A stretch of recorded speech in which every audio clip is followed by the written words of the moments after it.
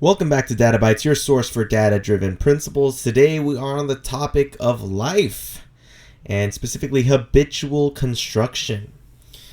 So let's just dive straight into it, and let's start with some wisdom from the ancient past.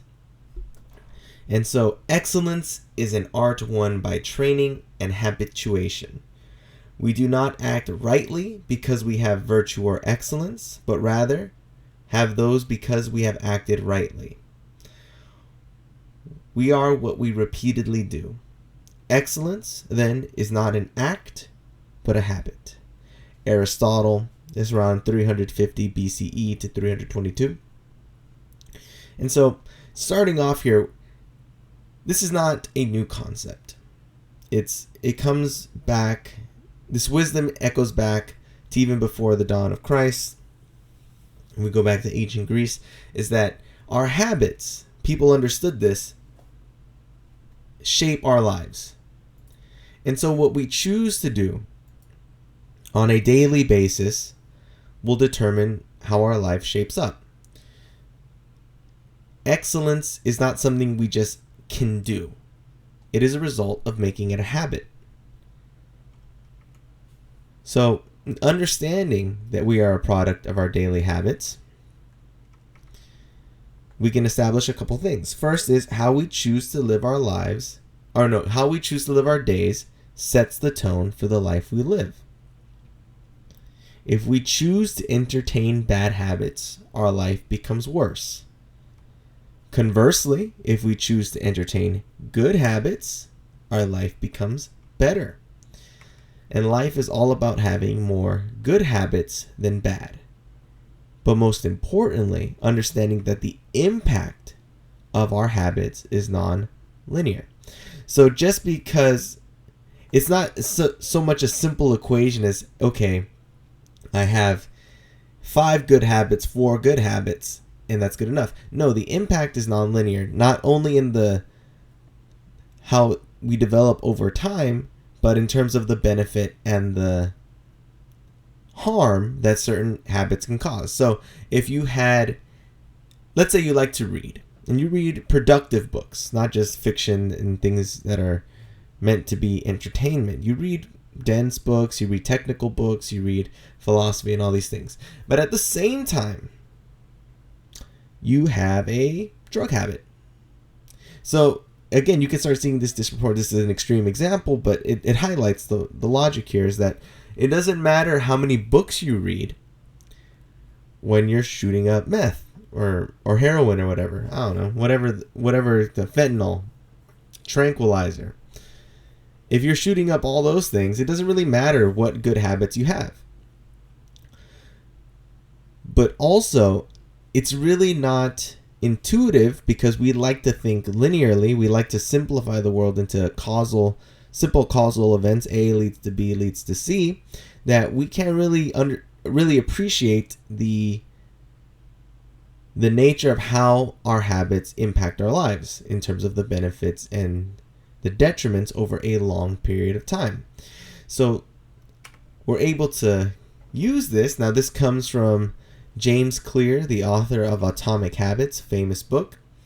And this comes from his website specifically, but it's kind of also found in his book, except it doesn't have these little numbers on it. It just shows the graph itself. And it really highlights the power of tiny gains.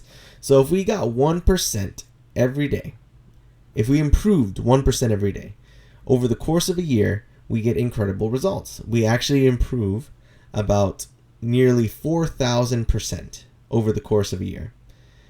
And that's also assuming we're improving 1% on a specific task, then you would improve 4,000% over a given year. But just in general, as you improve, that's a 4,000. On the other hand, if you got 1% worse every day, that would be about a 97% decline over the course of the year.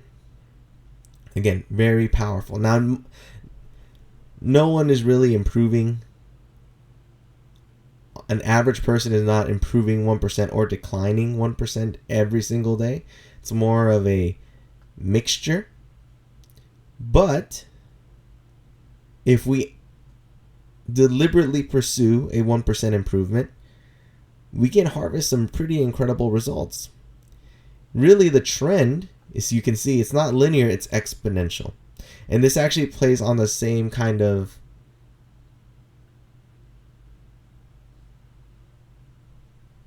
idea as compound interest. You know, it just kind of explodes in your ability to improve. And so we want to maximize our potential, and all we really need to do is just at least commit to improving 1% a day. So how will we do that? I like to call these the pillars of improving 1% a day. 1% a day. So you would have active reading. And by active, I mean you're highlighting, you're engaging with whatever you're reading, you're taking notes, putting in your thoughts. That is active reading. Deliberate practice. So you're choosing to focus on the things that you probably are not good at to improve them. Failure is a great teacher. To quote Thomas Edison, America's most prolific inventor, whether you like him or not, when he made the light bulb, he said, "I have not failed. I have just found 10,000 things that do not work." So failure allows you to, eliminate. If you reconceptualize it, reframe it, you're allowed to slice away the things that do not work so you can find the thing that does work. So failure is important. Experimenting, just messing around. So not even just deliberate practice. You're just like, hey, can I do this kind of stuff? I found out a lot of things just messing around in certain programs, and I'm like, oh, I didn't know I could do that. So messing around is great. And self-reflection and subsequent action. So if you're able to just, maybe once a week, once a month, take an inventory of yourself and see how you're progressing along the lines of what you're trying to achieve, and then corrective action, subsequent action immediately after. So like, hey, I'm not performing well in this area. Let's take action to remedy that. That's also a way to very much improve. But all of this pales in comparison to one habit to have, and that is work ethic. So this excerpt is from George S. Clason's The Richest Man in Babylon, a story written in 1926, which kind of provides some evergreen strategies for wealth and how to prosper using the ancient civilization Babylon as a background, as the setting. You might remember them from your history class. They had the famous Hanging Gardens. And so let's read this part here. Megiddo felt that we would soon part. So when buyers were near, he talked to me earnestly to impress upon me how valuable work would be to me in the future. Some men hate it. They make it their enemy. Better to treat it like a friend. Make thyself like it. Don't mind because it is hard. If thou thinkest about what a good house thou build, then who cares if the beams are heavy, and it is far from the well to carry the water for the plaster. Promise me, boy, if thou get a master, work for him hard as thou canst. If he does not appreciate all thou do, never mind. Remember, work, well done, does good to the man who does it. It makes him a better man. And so the point of the passage is to really indicate when you work hard, it's not for the sake of the other person. Yes, rendering good service is great, and hopefully you're recognized, but working hard is more for you because it benefits you in the long run. You are the one that really reaps the benefit. What you learn, the ethics that the work ethic that you instill upon yourself, the habit that you make from working hard, is something that is greatly valuable to you. And if you're able to do that, consistently work hard, it doesn't matter the situation. It doesn't matter if your boss is an asshole, you are still going to put forth your best effort. That makes you a better person. So when it's time for you to go somewhere else, maybe you are working hard for a person who does appreciate it, a boss that doesn't suck so much. And so as a result, you reap the benefits. So wherever you go, you want to be sure that you're putting forth your best effort, whatever you are doing. I don't care if it's digging a hole. I don't care if it's filing. Just put forth your best effort. That's the best habit you can have for the long run. But there is something important here to note. Sometimes, well, I think I'm getting ahead of myself. Before moving on, I really want to make the point, you don't want to be selective in when you choose to work hard. That's the habit you don't want. This selective nature, I think a lot of people have that, where if you're not getting paid enough, if you're not having the right title, whatever the case, they withhold a bit of their effort. And I don't think that. I don't think you need to put forth or just say your entirety of what you know. In fact, I think you should hide what you know, but you should still put forth your best effort in order to impress others. And I think that impression is much more valuable. But I recognize that in some things it's hard to bring forth your best self. It's hard to bring forth your best effort. So I'm going to look to a different source to kind of give guidance here. Now we move on to Earl Nightingale. And this comes from his book, Your Greatest Asset. And so the easiest way to always put forth your best effort is to work in a field you enjoy. So he writes, if it's of paramount importance to us to strive for excellence in what we do, chances are we're in the kind of work for which we're best fitted, or at least one of the fields for which we're qualified. We need to ask ourselves at regular intervals a number of times each year, how can we make it better, more efficient, how we can bring it up to the best of present, even future standards. Earl Nightingale. So, the easiest way, and a little bit about Earl Nightingale. He was a renowned American radio speaker, author, and motivational speaker, often referred to as the Dean of Personal Development. Born on March 12, 1921 in Los Angeles, California, he became famous for his work on human character development, motivation, and meaningful existence. So he points us to the fact that to really bring forth our best self, we should work in things that we have an inclination to, things that we're best qualified for. And that allows us to just naturally not be so reluctant. If you work in something you hate, I recognize, because I've been there too, it's just really hard to put forth your best foot forward, especially at first. So if you're able to find something you enjoy, maybe it's a certain aspect of the profession, try to latch onto that so you can put forth your best thing and you can develop in that area. So some important notes on when you start developing your good habits. 1, recognize it is a marathon, not a sprint. Some people think, I need to start developing habits, like good habits right away. And so they start going crazy, reading, 8 hours a day, and then they stop. Or they start, they exercise like crazy for a week, thinking, I'm going to improve my health. And they start maybe even a month, and then they stop. You do not want to put yourself in a position where you're burning yourself out like a candle at both ends to then not do anything. No, it's a marathon. It's not a sprint. Make sure to allow yourself plenty of time to grow.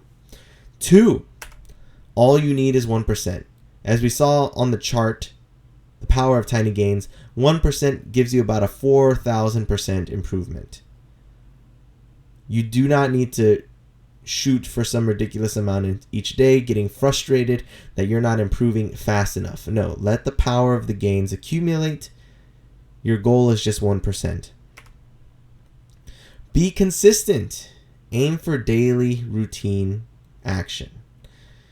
So you want to make sure you're doing something every day to cause you to improve. It doesn't even have to be in the same sphere.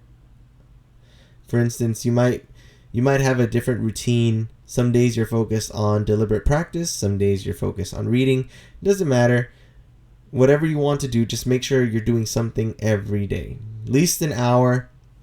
But if even an hour is too difficult to start with, go for 30 minutes.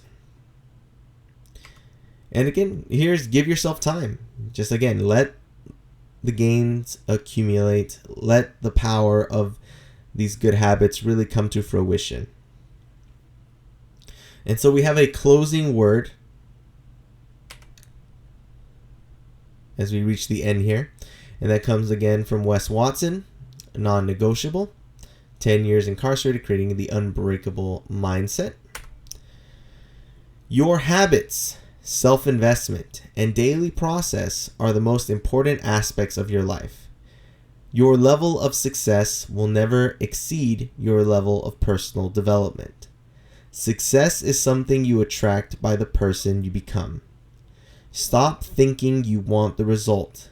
It's not the results you're after. You're after the person you're creating through the process. And hopefully that resonates with you. That resonated with me when I first really got it. It took me a while to really appreciate it, but it's something that's important. You know, you want to fall in love with the process of improving. You don't want to just be the expert. Like, that shouldn't be your coveted. You should just enjoy the fact that you're learning, that you have the ability to learn, that you have this gift. Not all animals on this rock have the ability to learn like you, to understand abstract concepts, to be able to improve your craftsmanship with your hands, you know, create something out of nothing. Creation is something that not a lot of beings get to enjoy, and it's something that's kind of unique to us in that sense. Making something from nothing. And the biggest thing you can make is yourself. You can shape the person you become through the habits that you instill in yourself. And if that isn't the highest form of creation, I don't know what is. You're able to create the person that you look up to. And that's something that is a great thing. It's a great thing. So I want you to go out and start creating good habits. Again, start small. You don't have to go crazy right away. Again, it's a marathon. So maybe you start finding a good book. I have a list of good books. You'll be able to find it in the description that I've read that I recommend. Or maybe you start going to the gym a little bit more. Maybe you start learning a little bit more about the tools that you use at work, or maybe even learning a new field adjacent to what you're working, so you can get a better perspective on things. Whatever the case is, go start creating the good habits and habitually construct the person you are meant to be. Anyways, that is Patrick with DataBytez. As always, stay data driven. Have a good one. Bye.